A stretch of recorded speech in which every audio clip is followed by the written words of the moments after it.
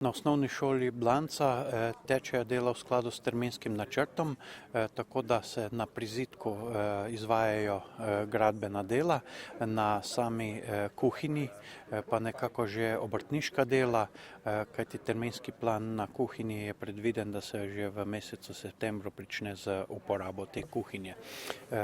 Tako da lahko ocenim, da je delo na osnovni šoli Blanca v okviru načrtovanih del in da bodo del gradbišča, ki je načrtovan, da bo zaključen v tem letu, tudi tako zaključen.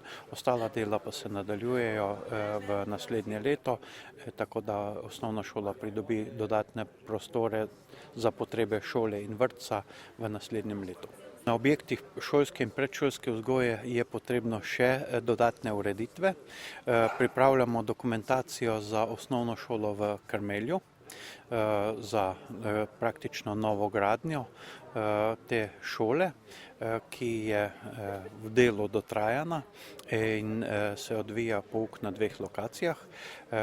Ta investicija je v pripravi za prihodnje obdobje, hkrati pa bomo sledili potrebam, ki nastajajo, te pa ocenjujemo, da bodo nastale predvsem na predšolski vzgoji, glede na situacijo, ki se bo odvijala.